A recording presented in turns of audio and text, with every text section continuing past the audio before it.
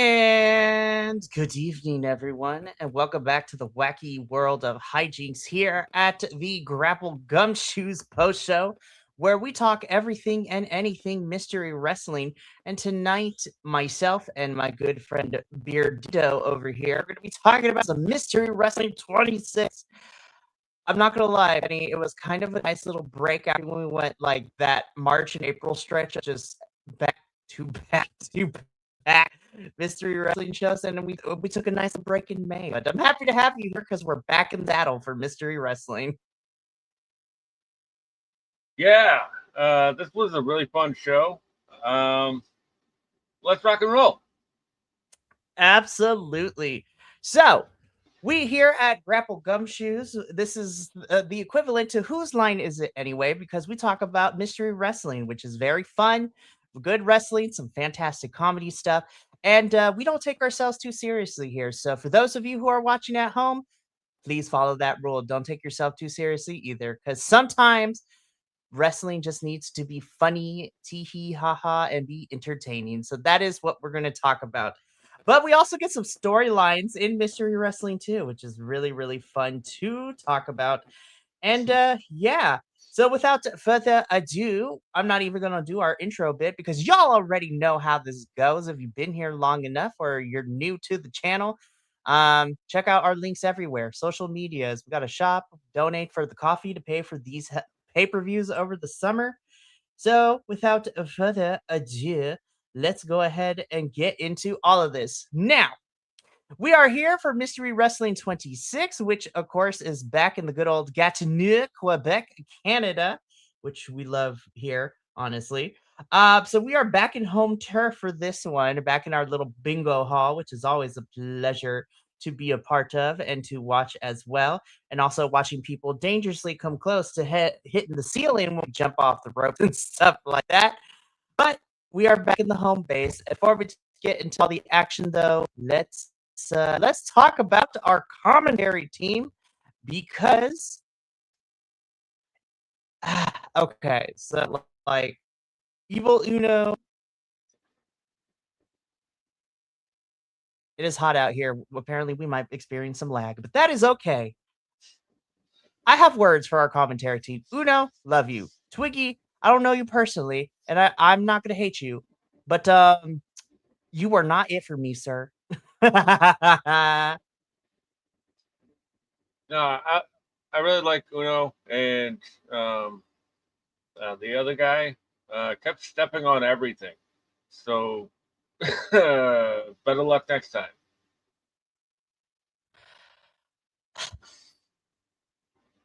Most certainly. Like, Do better. Yeah. yes, Oh my do goodness. better. Yes, do better. Alrighty, let's move on though because we got some stuff to talk about. Let's get into some wrestling. So we start out, of course, with match number 1, which is our Druids match, which we love to see. We never know which 4 people are going to be in this match, but then they get revealed to us one by one, and we got quite a cast of characters for our Druids match. So opening up Mystery Wrestling 26 in our Druids match, of course. Just this picture alone is worth 1,000 words of everybody we got in here, right? Yeah. So, of course, we have Top Dog, Dustin Waller, The Blade, and of course Hattie, who is channeling his inner Top Dog, who has, and I quote, "This is not me, but this was said on commentary multiple times. Hattie has Top Dog's wiener," and I'm just like, "Happy Pride Month, y'all."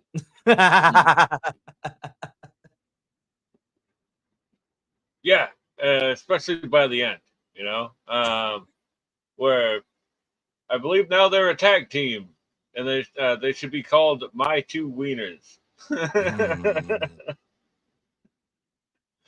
I was Oh like, man, "Oh Lord." I love it. I love silly, goofy gimmicks like this. Um, and Dustin Waller, um, He is a wrestler from the Northeast, and he is one half of Miracle Generation. Yes. Fantastic tag team from around here, and uh, former DPW tag team champion. The, Nice. and the Blade, it's always great to see the Blade, man. Like, I'm just happy he's back around. I'm sad to hear that he is no longer with AEW when they need bodies, but that's the way AEW works. So, Very, very true. However, him, Butcher and Blade are going to be okay. And the reason I say that is because I'm lucky because I get to see them in 2 weeks at GCW's America's Most Wanted, which is the show in LA. And they'll take it on Busta in the Brain. So that one should be really fun. You going to that one? Oh, absolutely. I'm going to that show. I'm so excited to see them. Nice. So, yeah, this was just a fun opening match. And, again, at the end, like you said, Benny, our two hot dog individuals are apparently a tag team. I need them to be a tag team. And yes, give me everything. Oh my goodness. So let's keep this going though, because match number 2 also has some of our favorites be a part of here, which of course we have lovable Chris Stara, and of course my homegirl, love her to death, Miss Emmy Sakura. We're like, Emmy! It's about time. It's about tea time, you know? It's about tea time. And Chris Stara is fantastic. Like, I didn't even take any notes for this one. I was just like, it's just nice to see you, Emmy. I miss Emmy so much, and it seems that right now, most of the time, we can find her on Mystery Wrestling whenever Evil Uno's like, hey, Emmy, do you want to be on the show? And she's like, yes. But no, Chris Starr is becoming one of my favorites, being introduced to me through Mystery Wrestling. And I did happen to catch her be a part of the TAPW show that they did in Canada back in the spring during, Mania weekend, stuff like that. And she's so much fun, and she's really good, and Emmy's also really good too. This was just fun. I really enjoyed this one. I had a blast with this one, and I'm like, Kristara, you are becoming one of my new favorites, and I love that you continuously to pop up on my screen here at Mystery Wrestling, and you get to fight other companies now too. Uno might be Uno. Listen, Mystery Wrestling might be comedy, but Evil Uno is slowly working with a lot of these promotions and getting folks that I love. Like when we were in the UK, the fact that we got Danny Luna and the Subculture Boys and Gene Money. And I'm very interested to see who Evil Uno can get for, even though it's a while away, when they go to London. Because I'm like, I'm just saying, y'all are in the same venue as, the Eve, girls venue. So like, there's a lot of Eve girls we could see that I would love. Right? The rest is Session Moth and Mystery Wrestling. Oh my god, it's a match made in heaven. Oh my god. I mean, we've already seen like Rio appear too when they went to the UK. So I'm like, you have Session Moth, Abby can be here. Like Melissa Fierce would be great. Like, there's just so many possibilities, and I'm excited. But that's going to be in August. But this was again another fun match. And here at Mystery Wrestling, we don't really pay attention to who wins because the real winner is us at home because we had a good time. So, exactly. Yeah, Kristara, Emmy, y'all are great. Moving on to match 3, which was a first 25 count match. And of course, it has the man who can never seem to have a normal match in Mystery Wrestling, Cecil Nick, taking on the debuting Johnny Mystery, a la, of course, Johnny got to be changing his last name everywhere he goes. So we got the debut of Johnny Mystery here in Mystery Wrestling. I'm like, All right, we got all three of the MXM collection boys separately. Now I need all three of them together in one of these episodes. 100%. I was really happy to see Johnny Mystery here, as he Udo called him. Cecil Nix, like, probably one of my favorite regulars on the mystery wrestling shows, because he always has easily the best and most interesting, funny haha matches. Um, this one sort of like at first, like when they were explaining it on commentary, I was like, "Oh, this sounds like that DDT match from Takeshita like 2 months ago, right?" The best 2 out of 3 gonna pin somebody for 20 seconds, whatever. And but no, this one was really fun. Like, the concept wasn't that hard, and then I was like, they're both gonna tie it up at the end, aren't they? And sure enough. I love Cecil Nick kicking out at 24 though. So funny. Jeez Louise. I was just like, oh my gosh. No, but yeah, this is fun. Cecil Nix can never escape not having like he never can have a normal match. That's just his whole entire gimmick right now, Mystery Wrestling. It's been that way. He's never been like in a normal match. And the one time we got close to it, it turned into a whole entire sing-off that one time. Yeah, that's right. So, but I will say though, of everybody we see regularly on Mystery Wrestling, Cecil Nix always ends up having some really fun matches, some pretty incredible talent from across the world, like Johnny Mystery. Unless we forget, he also went up against ELP. At one point, El Phantasmo, Cecil's just fighting everybody. I'm kind of here for it. Oh man, but yeah, I want all three MXM collection boys and Taya to be a part of Mystery Wrestling, because I'm like, please, they're amazing, and yeah, why not? So who knows? We shall see what happens next. But really fun match, fun debut from Johnny Mystery.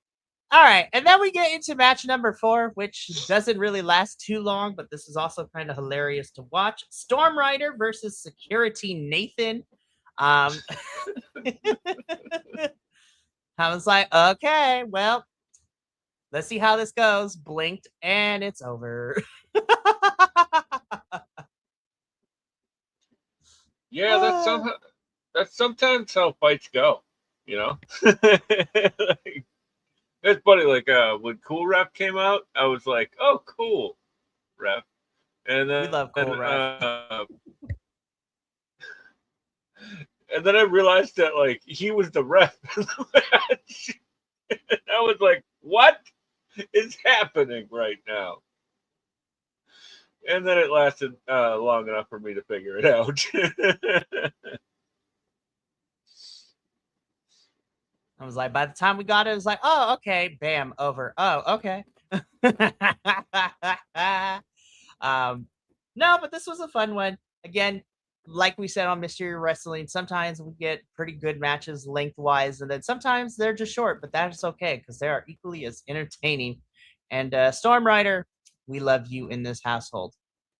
Alrighty, but now let's get into the one match that was advertised for the show when we were last at Mystery Wrestling 25, and that was this one. It is the No Nonsense Crew, which of course is, our MLP interim world Canadian champion Stu Grayson and his partner, I think it's Jason Stone, one of the two. I want to say it's James Stone. It's Stone. Anyways, it is these two of No Nonsense taking on the Invisible Man and a partner of his choosing, which turned out to be the Visible Man.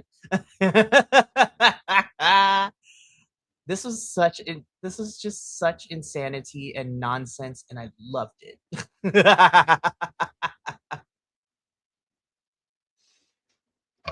Yeah, this was great, man. I'm always a big fan of the Invisible Man matches. Fan of the Invisible Man. same with Stu Grayson. James Stone is a great heater. Now that we don't talk about the other one anymore, so yeah, I love the moment was like who knows was like he's hold Invisible Man's holding the tag rope trying to trying to get in, and then they finally do the hot tag and like just carnage. A great hot tag from that Invisible Man as well, Um, this is actually one of the times when I was just like, this guy is god awful because he kept stepping on the Invisible Man joke. He's like, what are they doing? What kind of moves are they doing?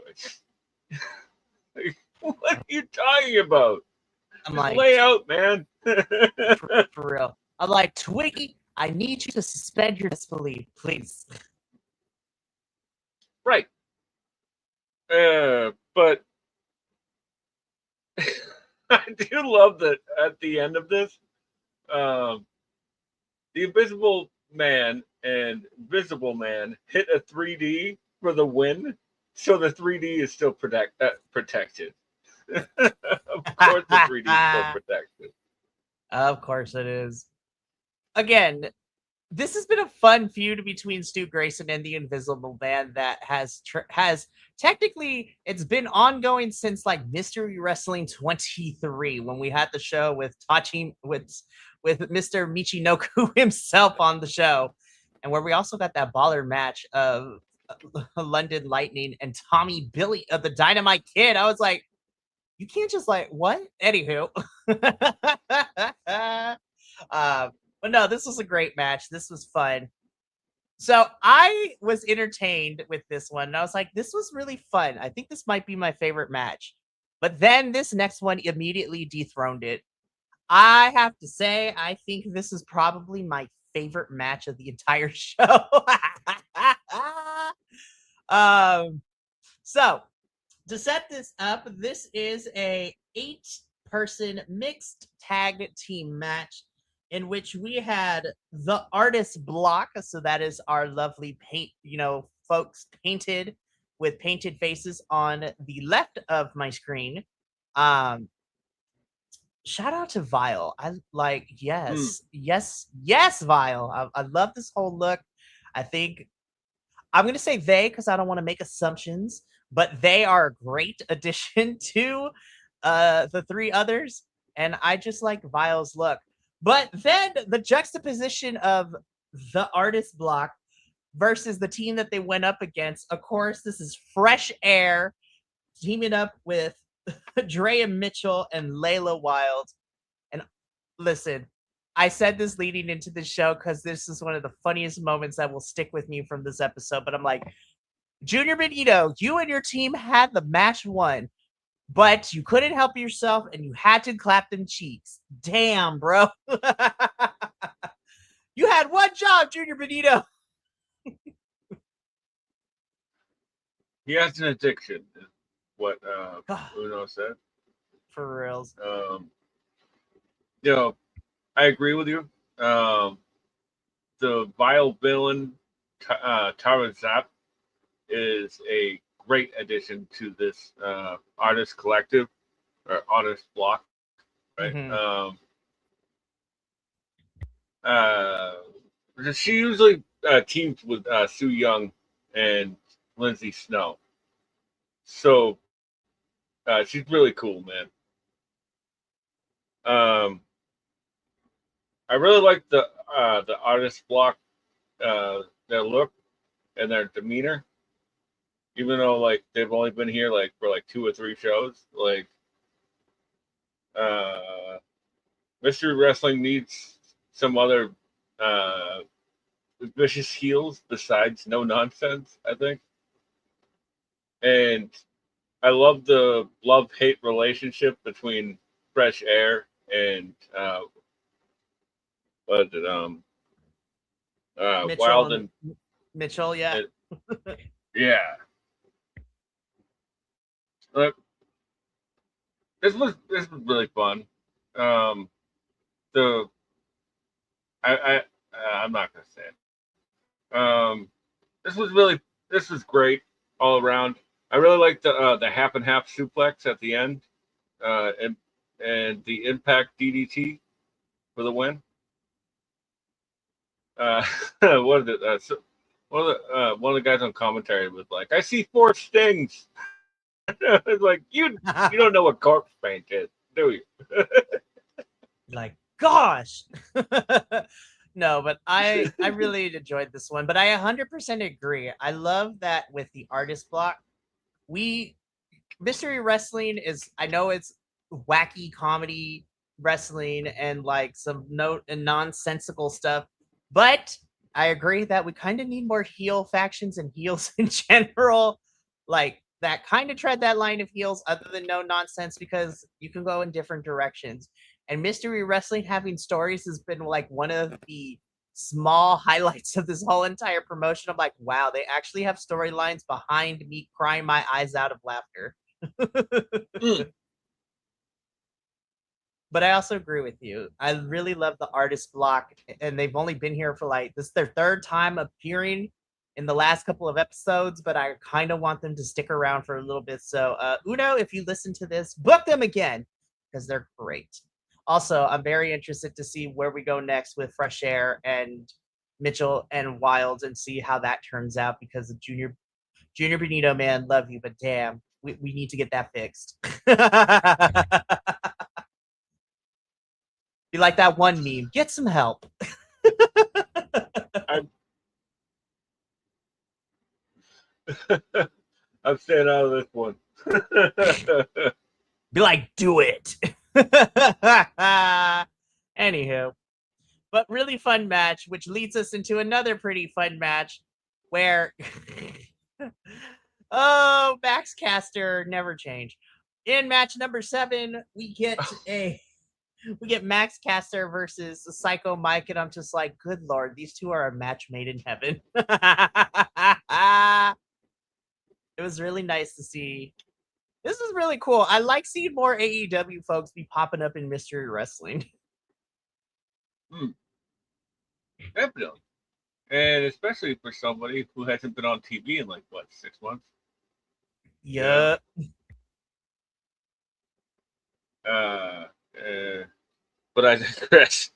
Um, that there was a moment where like Max Caster was like, "You want me to do a freestyle?" And Uno's like, "I'm I'm having panic sweats thinking about him doing a freestyle on my show." Be like, we about to get canceled. Yeah, man. Oh, this is so great. Like the what was it? The Superman spot, right? Like they're chasing each other around the ring, and then Psycho Mike like takes some glasses from somebody and sits in the audience, and Max And can't Max find him Caster's until he like, takes off the glasses. for real. So I was just like, oh, I love it. It is great. Like I said, Max knows how to. Max knows how to be like have these comedy type of matches, and Psycho Mike is always really, really great as well. I was thoroughly entertained, and sometimes that's all we need in mystery wrestling. But yeah, again, really nice to see AEW folks, especially if they are not have been on television. I'm trying to think of some other AEW folks or even ROH folks that I would love to see here that haven't been on TV for a hot minute. I'm not gonna lie, I would kind of like to see Eddie Kingston come back, if not in the ring on commentary, because that'd be hilarious.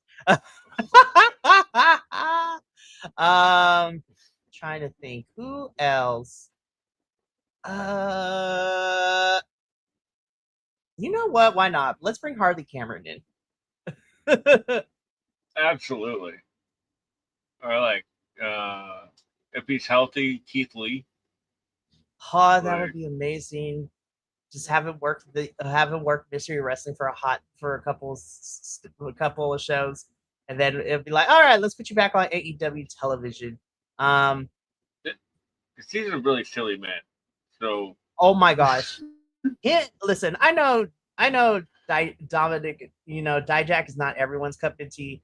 But when he and Keith Lee had matches together, they were great in ring wise, but they also have this long-standing friendship that they were just being ridiculous in the ring too. Yeah. But no, Keith Lee is funny, man. He is funny. He's funny without even trying. There's something about that natural charisma, man. It's just like, yes, I love it. But yeah, this match was a whole lot of fun, and well, main event time. So before we even got started with this match, originally it was going to be London Lightning versus our lovable Sasquatch, but obviously that's not what happened, because then we get London Lightning versus our escaped felon Victor.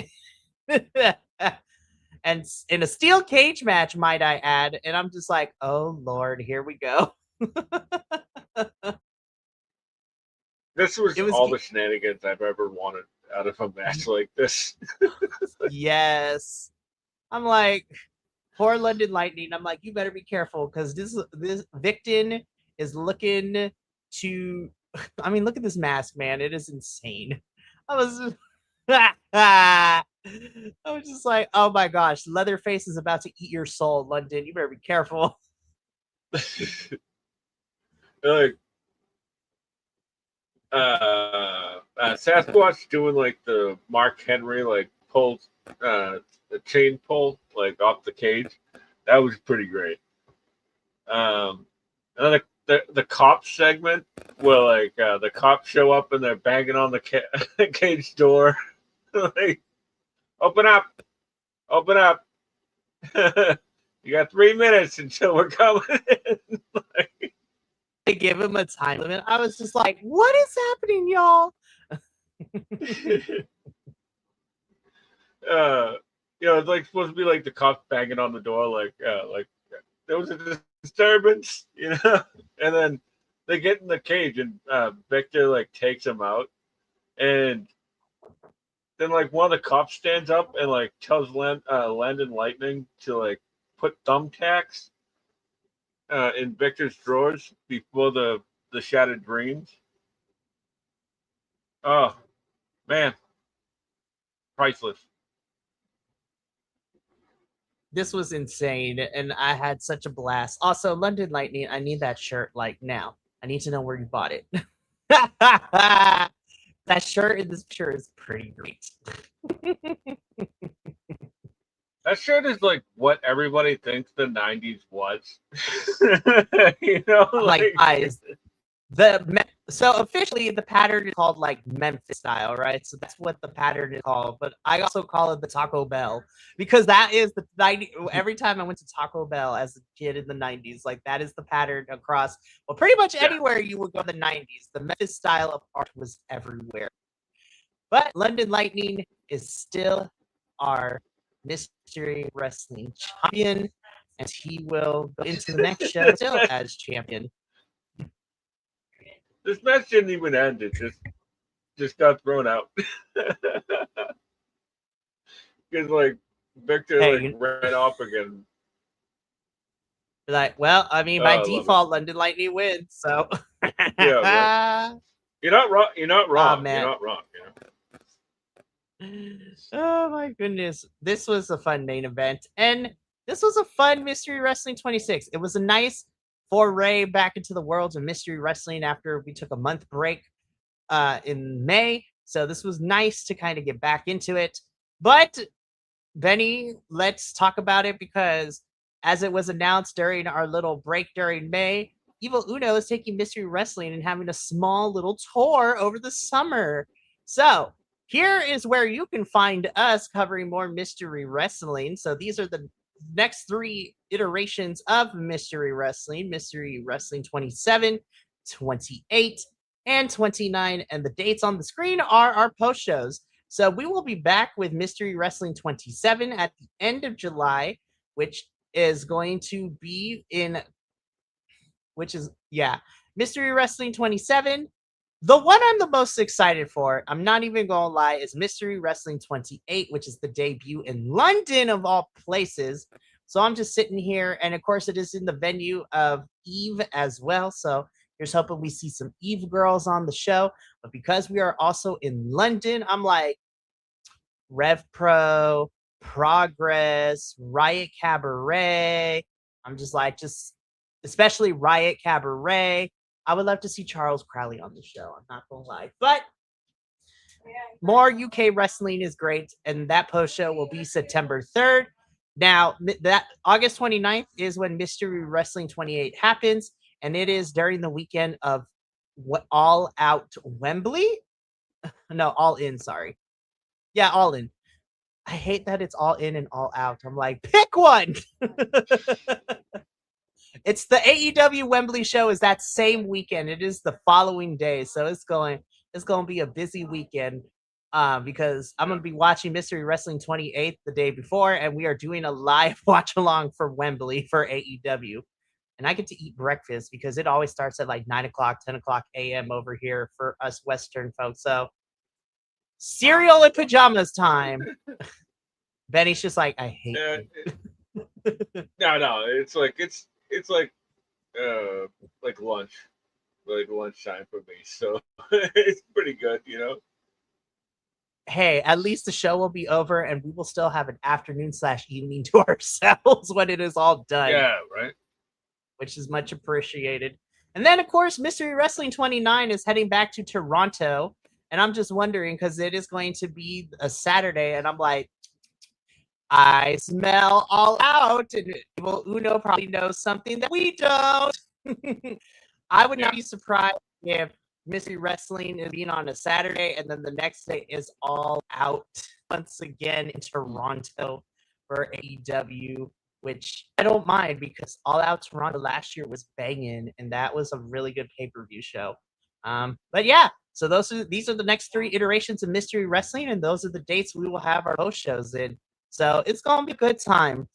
But Benny, fortunately, the good times do not last because that is the end of Mystery Wrestling 26. And we have, in the words of Boyz II Men, it is the end of the road. But do not fret, my friends. Do not fret, because we will be back in July. And also, Benny and I are going to be here talking about other stuff in the next couple of weeks as well. Especially, and we're hoping that you go ahead. Sorry, just going to say that no shortage of good wrestling. No shortage of good wrestling. And we will be doing it together. We will be doing another watch along for AEW because Forbidden Door season is upon us, which is insane. I'm excited. I can't wait. But that's going to be it for us here at Grapple Gumshoes. But that is not the only show happening this evening. I will be back in about an hour, and I am going to be taking a charter flight from Canada, and I'm headed on over to the UK, and I will be talking about some Progress Wrestling, specifically Chapter 195, Wonder Brawl 2. I'm excited. It's going to be some good stuff. But like my friend Benny said, there's no shortage of good wrestling, too, because we got one more show this week. We got a pretty cool lineup for next week as well. So tomorrow evening, we have our TNA post show at 7:30 p.m. Pacific Standard Time. And then on Monday, you get a double feature. We start out at 6 p.m. Pacific, 9 p.m. Eastern. Benny and I will be spending some good quality time together on Monday and Tuesday because Monday, we got New Japan Dominion to talk about because that is happening this weekend. And then because of certain things happening, we'll also be talking about Eve 150 History Makers Rule Breakers, in which great show. Oh my God, I'm so excited to talk about Eve 150 on Monday too. Yeah, definitely. And update, they've re-uploaded the edited version of Eve 150 with backstage comments. So there's a plus. I'm looking forward to that one, and especially Dominion, man. Like, not especially Dominion, but I'm looking forward to Dominion as well. Both shows are going to be so much fun to talk about on Monday. And then Tuesday, we're back to our regular AEW schedule. I'm like, thank God it's back on Tuesdays. So I was just like, I'm just happy to be back to schedule. And then NXT and CMLL on Wednesday and just everything else in between. So really fun stuff as we're getting closer to the end of June. And then it is going to be an insane amount of things because once again, companies are like, let's have all the pay-per-views be on the same weekend. Specifically, I'm looking at you the last weekend of June because the 27th, I will be in Los Angeles to go to the GCW show, which I'm going to tell Benny the matches that have been made so far because I'm looking forward to it. But then on Sunday, we're only doing one watch along, and that is for Forbidden Door. But on that Sunday, Forbidden Door is happening. NXT's Great American Bash pay-per-view, TNA's Slammiversary is also there as well. And I'm just like, there's too many pay-per-views in a weekend. No. And I decided we're going to do a watch along for Forbidden Door because that's the one that I'm looking forward to the most. The Forbidden Door is always one of my favorite side quests of the year. For reals. It is a spectacular show because we get some AEW plot development, but also Kenneth Omega and Zachary Sabre Jr. is about to go down that show as well. And I'm like, The By God versus ZA. Yes, please. I'm about to cry. I don't know if I'm ready for it. I'm not ready, but I also am. But,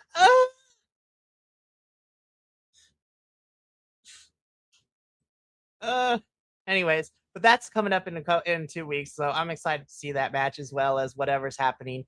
And I'm looking forward to see who the president of Stardom sends towards Tekla's way because that's going to be fun as well. But yeah, let's get up on out of here. So thank you so much for tuning into Mystery Wrestling.